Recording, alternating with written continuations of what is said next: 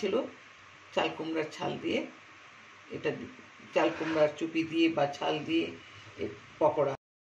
Hello বন্ধুরা, good morning. আমি সুতপা, আপনারা দেখছেন মিথিলিস কিচেন।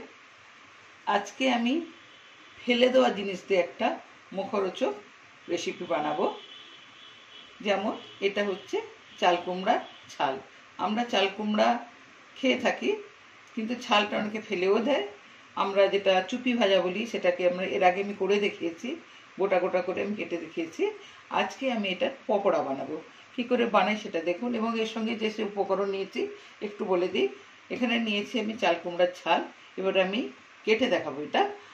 আর পেঁয়াজ কুচি নিয়েছি, এখানে আছে কাঁচা লঙ্কা, রসুন কুচি, আর বেসন, এখানে নিয়েছি চালের গুঁড়ো, একটু গরম মশলা, লঙ্কার গুঁড়ো, একটু পোস্ত, আর হলুদ, লবণ, চিনি।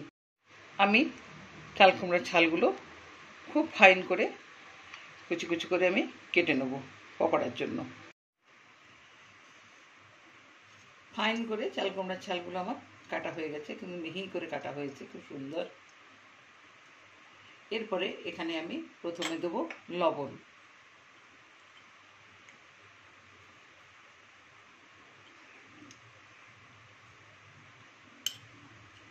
তারপরে দেবো চিনি। চাল কুমড়া যখন রান্না করি, যেহেতু এটা পানসা পানসা স্বাদ থাকে, একটু আমরা মিষ্টি দিই, তাহলে আমাদের খেতে ভালো লাগে। এটা আমি প্রথমে হাত দিয়ে একটু চটকে নেব।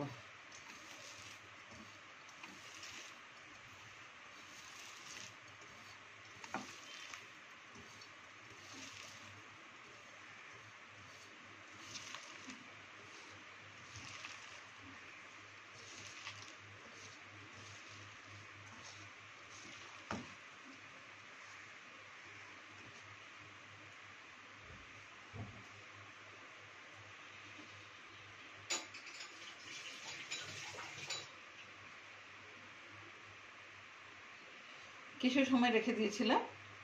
এরপরে আমি এর মধ্যেই, এই জলটা ফেলবো না, এর মধ্যেই প্রথমে আমি দিয়ে দেবো চালের গুঁড়ো। এখানে দেবো বেসনের গুঁড়ো, বেসন, পেঁয়াজ কুচি, এখানে রসুন, কাঁচা লঙ্কা একসঙ্গে কুচো করে রেখে দিচ্ছি আমি।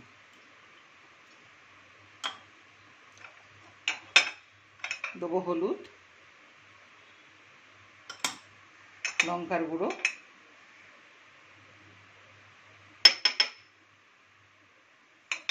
আর দিচ্ছি গরম মশলা একটু ফ্লেভার টানার জন্য, আর দিচ্ছি এখানে পোস্ত, গোটা পোস্ত।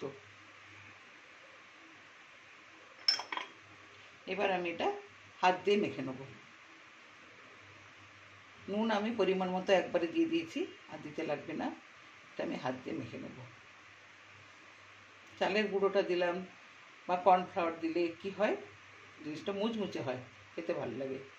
এটা একটা নতুনত্ব রেসিপি, চায়ের সঙ্গে, গরম ভাতের সঙ্গে বা ডাল দিয়ে খেলে খুব ভালো হয়। আমি সবসময় আপনাদেরকে বলি কোনটা কিসের সঙ্গে যায়, রুটি পরোটার সঙ্গে কোনটা যায়, ভাতের সঙ্গে কোনটা যায়, সেটা আমি বলে দিই, তাহলে আপনাদের আরেকটু সুবিধা হবে। এরপর অল্প একটু জল দেবো।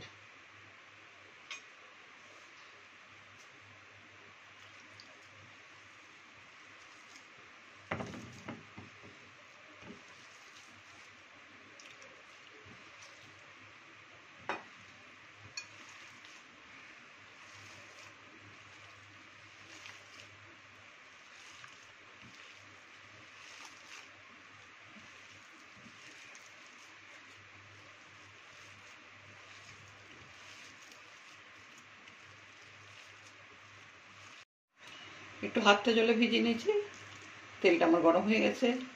এরপরে আমি পকোড়াগুলো এক এক করে ভাজবো।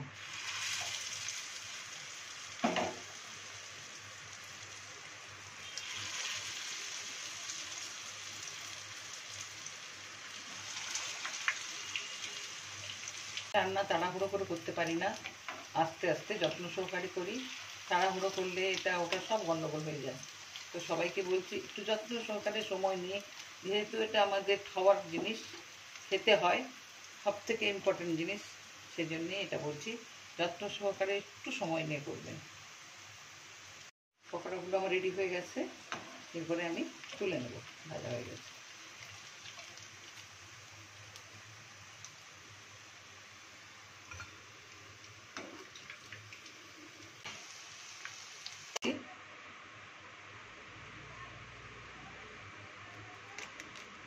টেস্টটা আরও ভালো হয়ে যাবে।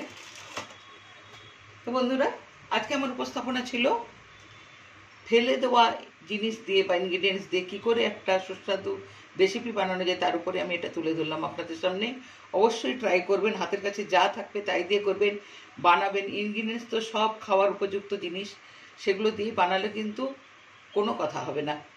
আজকে আমার উপস্থাপনা ছিল চাল কুমড়ার ছাল দিয়ে, এটা চাল কুমড়ার চুপি দিয়ে বা ছাল দিয়ে পকোড়া আমি বানিয়েছি। আপনারা বানিয়ে দেখুন, চায়ের সঙ্গে মজা করে খান, খালি মুখে খান, ভাতের সঙ্গেও খান। আজকের মতো আমি সুতপা আপনাদের কাছ থেকে বিদায় নিচ্ছি। আপনারা সুস্থ থাকুন, ভালো থাকুন, নমস্কার।